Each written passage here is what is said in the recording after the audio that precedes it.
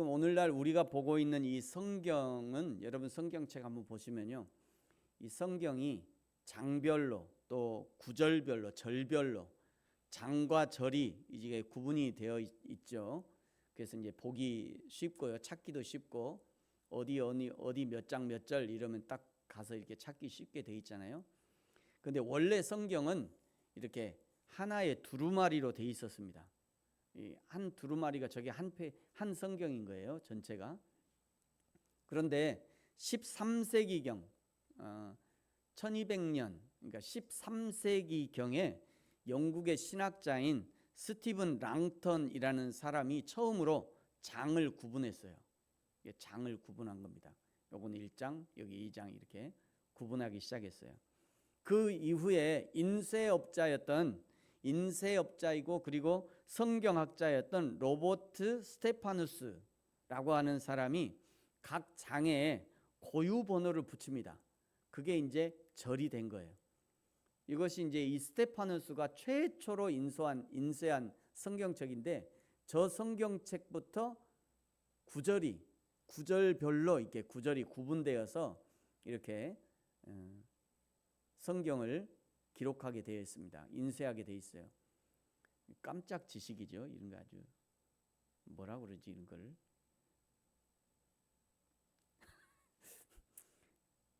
이런 지식, 아주 짤막한 지식. 토막상식이죠. 토막상식. 이런 게 토막상식이에요. 여러분 이런 거 한번 외워갖고 가면요, 깜짝 놀랄 거예요. 사람들이 당신 공부를 많이 했군요, 이럴 거예요. 저 사람이 처음으로 이렇게 장과 절을 구분한 사람인 거예요. 우리가 지금 보고 있는 로마서는요, 전체 16장으로 되어 있고요, 433절로 이루어져 있습니다. 원래는 이 로마서도 바울이 한 장의 두루마리의 편지에 기록된 편지를 두루마리 쭉 써가지고 쑥 감아가지고 로마에 보낸 거예요. 그러므로 지난 3주간 1장을 3주간에서 3번 살폈는데요, 그 3주간 살핀 1장과 이제 오늘 살필 2장이 구분된 성경이 아니라 한 편의 메시지로 이어지고 있다는 거예요. 우리는 이렇게 장이 딱 구분이 되면 1장은 또 그런 메시지고 2장은 다른 메시지, 그런 게 아니라는 거예요. 한 메시지가 지금 계속 이어지고 있는 것입니다. 1장을 한번 요약해 보면요, 가장 먼저 바울은 1장 1절을 시작하면서 자신이 하나님의 종이다, 나는 하나님의 종이다, 나는 사도로 부르심을 받았다, 하나님의 복음을 위해서 택정함을 입은 사람이다 라고 하면서 자신의 정체성을 분명히 밝히고 있습니다. 왜 이것이 중요하냐면, 내가 누구인지를 정확히 알아야 그 다음에 그가 하는 말에 권위가 실리기 때문이에요. 여러분 경찰이 와가지고 체포할 때 가장 먼저 뭐 하냐면요, 광주 북부경찰서 경장 조현철입니다. 그리고 자기를 먼저 밝히고, 그 다음에 뭐냐면 당신은 변호사를 선임할 수 있고 묵기권을 행사할 수 있습니다, 이런 미란다 원칙까지 딱 얘기해주고, 그 다음에 이제 철커덕 이제 착 이렇게 채우잖아요. 왜 그러냐면 경찰이 가장 먼저 와서 자신의 소속과 이름을 밝히는 이유는 이 법 집행이 정당한 것이라는 것을 알려주는 의미가 있는 거죠.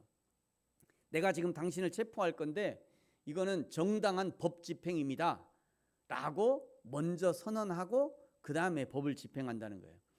마찬가지로요, 바울도 가장 먼저 자신의 정체성을 밝히는 것은 지금부터 내가 설명하고자 하는 이 복음의 권위가 나를 종으로 삼으신 하나님께 있다, 나를 사도로 부르신 하나님께 이 권위가 있다는 것을 선포하는 것이었습니다. 그 다음에 이 복음을 로마에 있는 성도들에게 전하면서 12절에 보니까 피차간에 안위를 얻기 원한다라고 고백했죠. 왜냐하면 이 복음은 구원을 주시는 하나님의 능력이 되기 때문이었습니다. 이 복음으로 인해 나에게 구원의 은혜가 주어졌고, 그리고 로마에 있는 성도들에게도 구원의 능력이 임할 것을 확신했던 거죠. 그리고 17절에 오직 의인은 믿음으로 말미암아 산다 선언했습니다. 저는 1장에서 이 부분을 가장 강조했던 것 같아요. 제가 보는 1장에서 가장 중요한 부분 이 부분이라고 생각했어요. 믿음으로 산다는 것은요, 충성함으로 사는 겁니다. 믿음으로 산다는 것은 정직함으로 사는 거예요.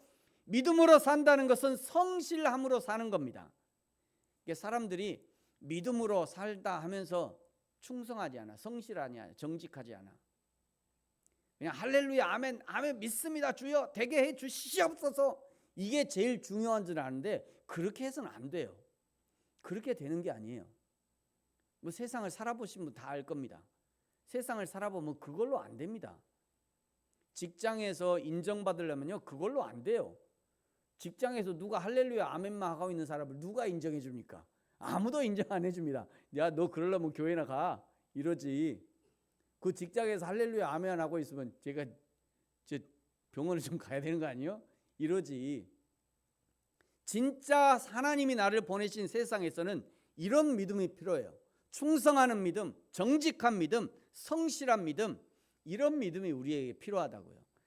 그리고 이제 18절부터는요, 믿음으로 살지 않는 사람들, 신앙으로 살지 않는 사람들, 하나님의 뜻과는 반대로 죄에 이끌리는 사람들을 보여주셨어요. 하나님께 이끌리지 않는 사람들을 하나님은 내버려 두셨죠. 하나님께 이끌린다고 하니까 하나님이 우리를 송아지처럼 코를 탁 꿰가지고 그냥 이리저리 끌고 다니는 것이 아닙니다. 내 안에 살아 역사하시는 성령의 감동하심으로, 성령께서 감동하실 때 그것이 성령의 감동인 줄 알고 그 인도하시는 방향으로 자기의 걸음을 움직이는 사람, 그 사람이 성령께 이끌리는 사람이라는 거예요. 지난주에 예배 후에 이런 질문을 받았어요. 목사님, 그런데 구체적으로 어떻게 구체적으로 성령님이 간섭하십니까? 간섭을 막 이게 설명했더니, 그럼 목사님 어떻게 어떤 것이 구체적으로 성령님이 간섭하시는 거니까 그거를 오늘 좀 덜 설명한 것 같은데요, 이러시더라고요. 무엇이 성령의 간섭이신가? 아주 간단합니다. 아주 간단해요. 우리가 어떤 죄에 이끌릴 때 그 죄에 대한 부담감을 주셔요. 부담감을 주십니다. 또는 거부감을 주셔요. 내 안에 거부감이 들어. 또는요, 불편함을 주십니다. 어떤 일을 할 때 불편함을 주셔. 예를 한번 들어볼까요? 횡단보도를 건널 때 파란불에 정상적으로 건너가려면 여유 있게 건너죠. 여기 앞에 사거리 있잖아요. 덕성가방 사거리, 거기 전대 사거리 거기 가면은 어쩌다가 하얀색 강아지가 아주 고부도 당당하게 야, 걔는 저 신호를 볼 줄 아나 봐요. 사람보다 더 여유 있게 신호 딱 바뀌면 기다리고 있다가요, 신호 딱 바뀌면 아주 여유 있게. 너무 신기해요. 걔도 참 신기하다. 근데 여러분, 사람이 파란불에 건너갈 때는요 여유 있게 건너가죠. 그런데 빨간불에 건너가려고 하면은 괜히 앞뒤 좌우를 막 살피고요, 앞뒤 좌우를 살피고 막 후다닥 건너가려고 그러죠. 왜 후다닥 건너가는 거죠? 안 된다는 걸 아는 거예요. 빨간불에 가면 안 된다는 거 아는 거예요. 그것이 법을 어기는 행동이라는 것을 알기 때문에 후다닥 건너는 거죠. 새벽에 와서 은혜 받고 기도하고 집으로 돌아가는 길에 횡단보도 건너가려다가 사고가 나는 일이 왕왕 있습니다. 새벽에 돌아가시는 분들이 왕왕 있어요. 분명히 빨간불에 안 된다는 것을 알고 있고, 하나님도 빨간불로 그냥 경고하시잖아요. 건너가지 말라고 경고하는데 그냥 괜찮대. 나 여기 많이 건너봤대. 내가 이 길을 잘 안대. 지금 마침 차도 안 온대. 아무도 안 본대. 그리고 후다닥 건너가다가 끽 사고 나는 거예요. 1장 18절 이하에 나오는 대부분의 이 죄의 현장이 비슷합니다. 그 중에 27절에 보면요, 남자들이 순리대로 여자 쓰기를 버렸다 이렇게 얘기가 있죠. 여기 순리대로라고 하는 것은 자연스러운 이런 의미예요. 자연스럽다는 것은요, 결혼 안에서 남녀 간의 정상적이고 하나님께서 정하신 성적 관계를 가리키는 겁니다. 그런데 죄에 이끌리는 사람들은요, 이런 정상적인 관계가 아닌 서로를 향해서 음욕이 부릴 듯하고요, 남자가 남자와 더불어 동성연애에 이끌리고요, 그것을 실행한다는 거예요. 여러분, 음란의 현장에서 성령님의 간섭하심을 가장 잘 받았던 사람, 성경이 창세기 39장에 보면요, 이 보디발의 아내가 요셉을 유혹할 때 이 요셉의 행동을 보십시오. 제가 저 그림을 이렇게 찾아놓고는 깜짝 놀랐어요. 보디발의 아내가 저렇게 유혹했고, 깜짝 놀랐어요. 나도 깜짝 놀랐어요. 저 그림을 찾고는. 저는 가능하면은 고화질을 찾거든요. 이 가능하면 이제 아주 화질이 좋은 거를 찾아요. 저화질은 제가 안 찾습니다. 가능하면 고화질을 찾는데 이 그림을 찾아보고 깜짝 놀랐어요. 저렇게까지 이게 유혹을 했구나. 새롭게 막 생각되더라고요. 이때 보디발의 아내가 요셉을 유혹할 때 요셉의 행동을 자세히 보십시오. 10절에 보니까요, 여인이 날마다 요셉에게 청하였으나 요셉이 듣지 아니하여 동침하지 아니할 뿐더러 함께 있지도 않았대요. 11절, 그러할 때 요셉이 그의 일을 하러 그 집에 들어갔더니 그 집 사람들은 하나도 거기 없었다. 다들 일 보낸 거죠. 야, 저기 일하고 와. 다들 여기 한 사람도 남지 말고 다 일하고 와. 그래서 그 집에 하나도 안 남은 거예요. 12절, 그 여인이 그의 옷을 잡고 이르되 나와 동침하자. 그러나 요셉이 자기의 옷을 그 여인의 손에 버려두고 밖으로 나갔대요. 보디발의 아내가 얼마나 강하게 붙들었으면 요셉의 옷이 벗겨질 정도였겠어요. 얼마나 강하게 붙들었으면. 보디발의 아내가 아무리 강하게 붙들어도, 죄의 유혹이 아무리 강하게 붙들어도 옷을 벗어버려서라도 그 자리를 박차고 도망가 버려야 합니다. 그 사람이 성령의 사람인 거예요. 이것이 성령의 간섭을 받는 사람의 모습인 거죠. 1장 29절에 보면요, 여러 가지 죄의 목록이 있습니다만 그 중에 또 수군수군하는 사람 있죠. 수군수군하는 사람. 여러분, 사람이 수군수군할 때 칭찬하면서 수군수군합니까? 사람을 비난하면서 수군수군합니까? 언제 하죠? 비난할 때 하잖아요. 비난할 때. 수군수군할 때 비난하면서, 그것도 아주 작은 소리로 야야야야, 어머, 야, 그 사람 그랬잖아. 어머, 야, 그러더라. 어머, 대박이야. 막. 그 사람 있잖아, 뒤에서 너 욕하더라고. 내가 들었잖아 그거. 아주 나쁜 놈이더라고. 근데 왜 작은 소리로 하죠? 사람들이 왜 수군수군할 때 왜 작은 소리를 할까요? 사람들이 들을까 봐. 들으면 부끄러우니까. 내 안에 성령님이 수군수군하는 거 하지 말라고, 부끄럽다고, 그만하라고 말씀하셔도 계속 수군수군해. 그냥 수군수군하는 것 듣고 있고 그 자리에 그냥 앉아 있어. 자기가 그 자리에 그냥 앉아 있고 그 자리에서 그냥 듣고 있으면, 그 자리에 자신의 몸과 마음을 방치하고 있으면 성령님도 어쩔 수 없는 거예요. 성령님이 어찌할 수가 없어요. 요셉처럼 그냥 박차고 일어나야죠. 박차고 그 자리에서 벗어나야 되는 거예요. 바로 그 사람이 성령의 사람인 거예요. 그것이 성령의 간섭함을 받는 거죠. 어제 어떤 분이 그러시더라고요. 자기 남편이 화가 나면, 전화하다가 화를 나면 전화기 두드려 깨버린대. 화가 나면. 그래서 한 100개는 깼대 지금. 자기 집에 전화기는 100개는 깼을 거다. 수군수군 하면 있잖아요, 자기 전화기를 깨버리세요. 그런 전화하려면 나한테 전화하지 마라고. 그래서 이 사람은 수군수군 하는 게 안 통하는구나.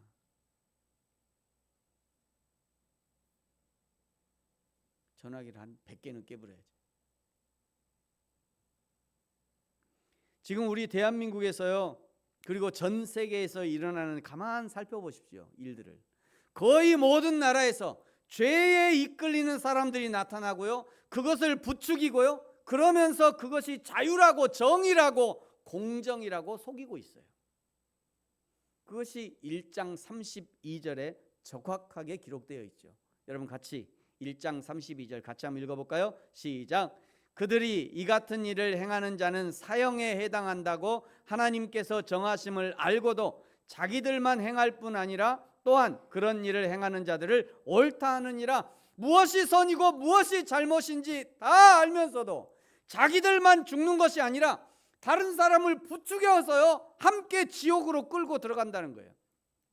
이런 인간의 한계를 정확하게 표현하는 문장이 있죠. 어쩔 수 없지 뭐. 나 그때 어쩔 수 없었어. 이건 어쩔 수 없는 일이야. 어쩔 수 없어. 살라고 하니까 어쩔 수 없더라고. 나도 살아야 되지 않겠어? 그럼 어쩔 수 없지 뭐. 그 빨리 가야 되는데 어쩔 수 없이 그냥 빨간불이 왔어.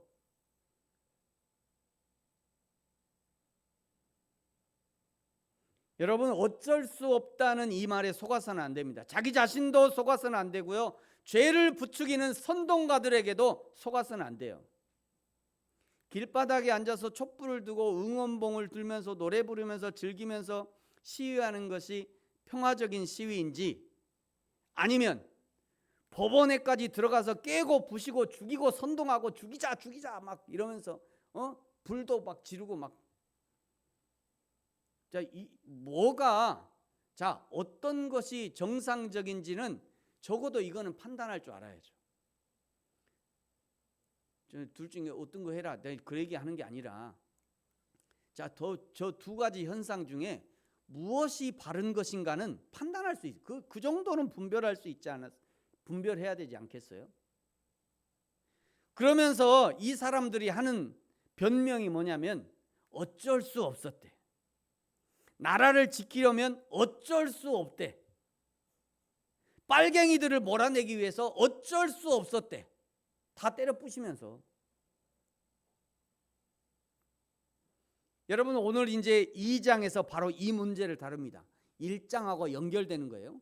바로 저 어쩔 수 없었다고 말하는 사람들의 문제를 이제 2장에서 다루는 거예요. 우리가 하나님의 진노 아래, 심판 아래 있게 된 것은 몰라서 그런 것이 아니에요. 잘 알면서도 할 수 없다고 하는, 어쩔 수 없다고 하는 이 핑계 가운데 있는 것입니다. 먼저 오늘 2장 1절부터 보면요, 2장 1절부터 11절까지는 판단하는 사람들에 대한 경고예요. 2장 1절에 보세요. 그러므로 남을 판단하는 사람아.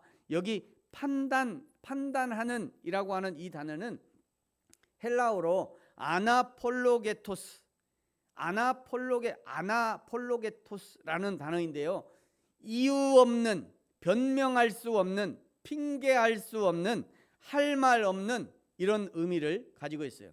저는 이 중에서도 할 말 없는 이라는 단어가 가장 적절하지 않은가 생각해요. 남을 판단하는 사람, 다른 사람의 행동에 대해서 할 말 없는 사람들이 어떻게 하는지 이제 보십시오. 1절 하반절에 보면요, 누구를 막론하고 내가 핑계하지 못할 것은 남을 판단하는 것으로 내가 너를 정죄함이니 판단하는 내가 같은 일을 행함이라. 똑같은 일을 하면서도 같은 일을 행하는 사람을 악하다고 비난하고 판단한다는 거예요. 이런 일들을 행하는 사람에 대해서 2절과 3절에서 말씀합니다. 2절에 이런 일을 행하는 자마다 하나님의 심판이 진리대로 되는 줄 우리가 안다. 여기 진리대로 된다는 것이 무슨 뜻이냐? 3절의 말씀이에요. 이런 일을 행하는 자를 판단하고도 같은 일을 행하는 사람아, 내가 하나님의 심판을 피할 줄 생각하느냐? 이것이 하나님의 진리라는 거예요. 죄를 범하는 자는 반드시 하나님의 심판을 받게 된다는 것이, 이것이 진리라는 거예요. 죄를 범하는 자는 반드시 하나님의 심판을 받게 된다. 이것이 진리라는 거예요. 그리고 그러나 지금은 4절에 하나님의 인자하심과 용납하심의 풍성하심으로 참고 계시다는 거예요. 하나님이 지금은 참고 계십니다. 하나님이 지금 참고 계셔요. 5절에 보세요. 그런데 죄인들은 고집과 회개하지 아니함으로 하나님의 진노를 쌓고 있다. 하나님은 그냥 하나님은 참고 계시는데 하나님의 참고 계심을 몰라주고 죄인들은 자기의 심판을 계속 하나님의 진노를 쌓고 있다는 거예요. 여러분, 오늘 또는 지금 그리스도인이라는 말을 다른 말로 바꾸면 기회라는 말로 바꿀 수 있다고 생각합니다. 그리스도인에게 오늘은요, 그리스도인에게 지금은 하나님이 기뻐하시는 일을 할 수 있는 기회의 날인 거예요. 그리스도인에게 오늘은 하나님의 축복을 받을 수 있는 기회의 날인 것이죠. 그리스도인에게 오늘은 하나님의 마음과 뜻을 깨달아 알 수 있는 기회의 날인 거예요. 그 기회를 지금 하나님이 주고 계신 거예요. 우리에게 하나님의 일을 할 수 있고 하나님의 축복을 받을 수 있고 하나님의 마음과 뜻을 깨달아 알 수 있는 기회를 오늘 지금 우리에게 주고 계신 겁니다. 오늘이 지금 그런 날인 거예요. 그래서 우리가 지금 하나님의 뜻을 깨달아 알 수 있게 되는 거죠. 그러나 하나님을 믿지 않고 예수 그리스도를 인정하지 않는 사람들에게 오늘 지금은 하나님을 인정할 수 있도록 예수 그리스도를 영접할 수 있도록 기회를 주시는 마지막 날이 오늘이라는 거예요.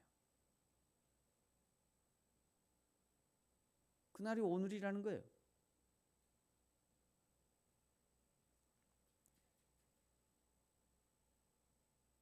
여러분, 이 기회를 주시려고 하나님이 지금도 참고 계셔요.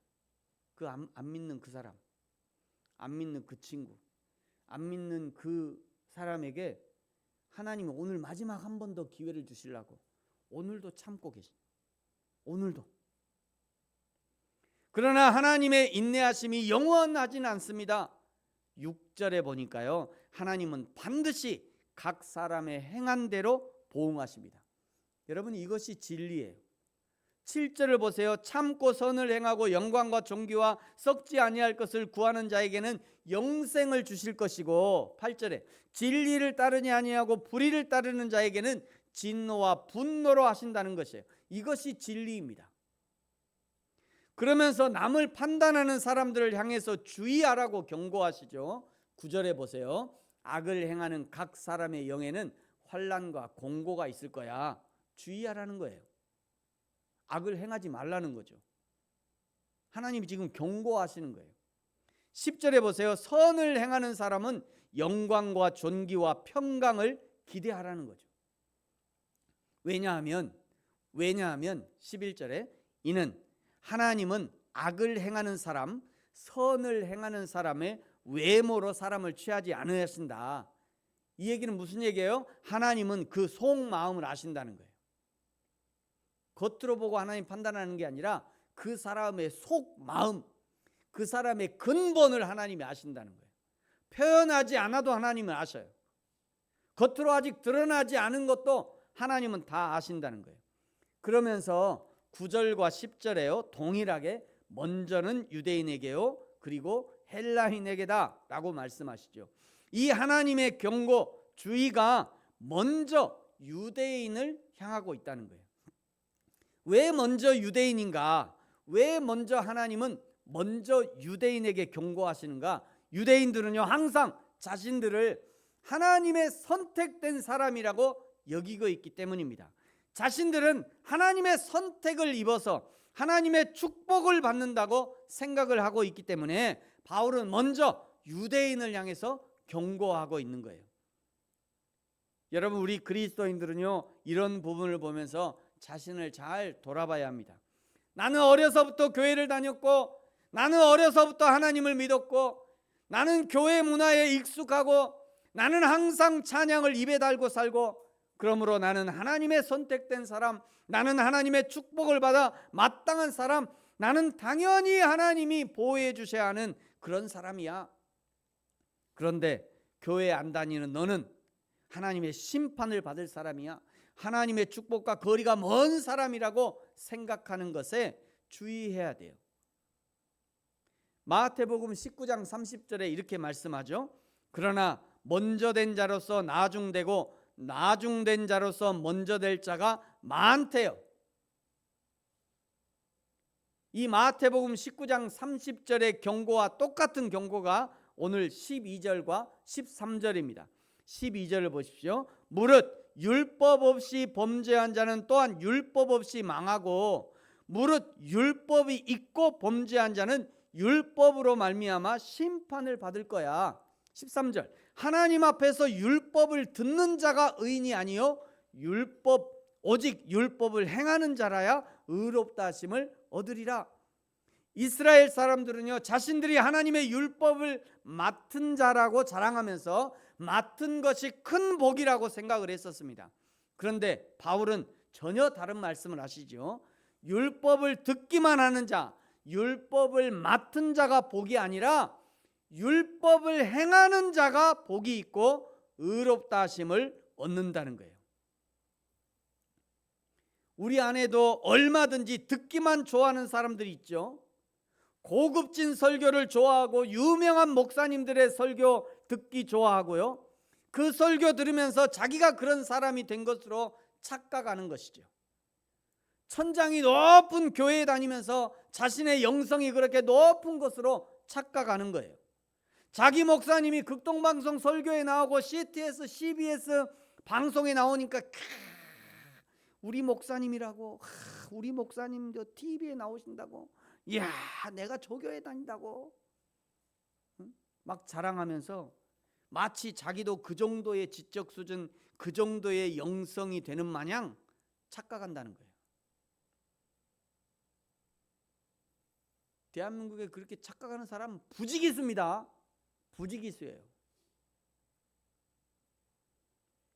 여러분 분명히 기억하시기 바랍니다. 13절, 하나님 앞에서는 율법을 듣는 자가 의인이 아니요 오직 율법을 행하는 자라야 의롭다 하심을 얻으리라. 1장 17절에 분명히 말씀하셨어요.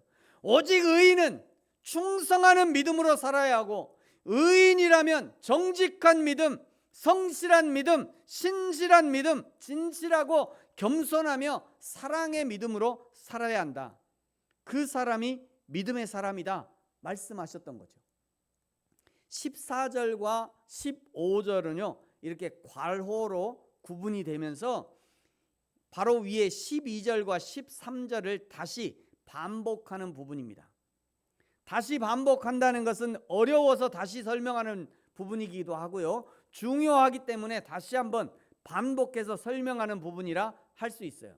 핵심은 율법이 있으나 없으나, 율법을 알고 있으나 모르고 있으나 죄를 범하면 하나님의 심판을 받는다는 거예요. 죄를 범하면 하나님의 심판을 벗어날 길이 없어요. 그런데 자기가 행하는 것이 죄인지 아닌지 어떻게 알 수 있냐? 어떻게 알 수 있냐? 15절에는요 그 양심이 증거가 된대요. 그 양심은요 사람의 행동과 생각에 대한 증거하고 그것들을 고발하거나 변호하는 도덕적인 그런 능력이 있습니다. 양심에는요 도덕의 능력이 있어요. 도덕의 능력. 하나님은 모든 사람에게 양심을 심어주셨고요, 이 말은 모든 사람에게 하나님의 은혜, 구원의 은혜가 열려 있음을 보여주는 거죠. 모든 사람에게 양심이 있어요. 이 얘기는 모든 사람이 하나님의 은혜를 누릴 수 있도록 하나님이 기회를 열어주셨다는 거예요. 아무리 흉악한 죄인이라 해도 그 속에 하나님이 심어놓으신 양심이 작동하고요, 그래서 양심의 다스리심을 받는 사람은 더 이상 흉악한 죄에 빠지지 않을 수 있지만, 그러나 그 양심을 무시하면 죄에 빠질 수밖에 없는 거죠. 그러면서 오늘 바울이 16절에 보면 나의 복음이라고 말합니다. 여러분 우리 16절 같이 한번 읽을까요? 시작. 곧 나의 복음에 이른 바와 같이 하나님이 예수 그리스도로 말미암아 사람들의 은밀한 것을 심판하시는 그 날이라. 아멘. 사도 바울이 말하는 나의 복음은 어떤 복음이냐면요, 그리스도를 핍박하던 자에서 그리스도를 전파하는 자로 변화된 복음인 거예요. 바울의 복음은 자신의 가진 것을 자랑하던 자에서 이제 자신의 없음을 자랑하는 복음으로 변화시킨 복음인 거죠. 바울의 복음은 자신의 높음을 자랑하던 자에서 이제 자신의 낮아짐을 자랑하는 복음인 것입니다. 고린도 후서 11장에 보면요, 바울이 자랑하는 복음이 이렇게 표현되어 있어요.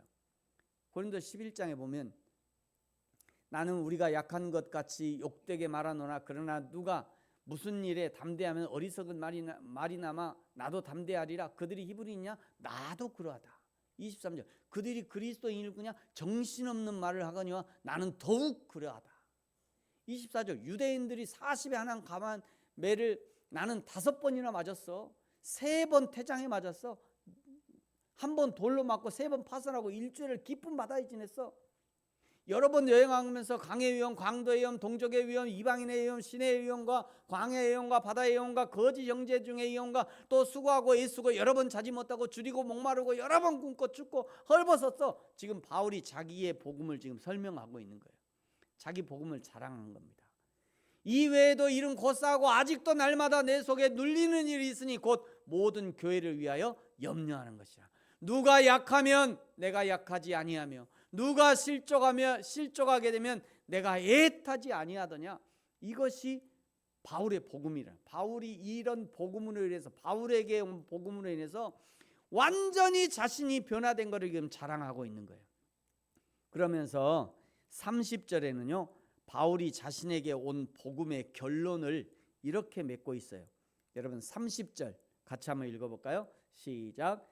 내가 부득불 자랑할진대 내가 약한 것을 자랑하리라. 아멘. 바울이 자랑하는 복음은요 그야말로 낮아짐의 복음이고 수고하는 복음이고 십자가를 감당한 복음이고 하나님을 위해 기꺼이 고난의 길을 걷는 복음이었습니다.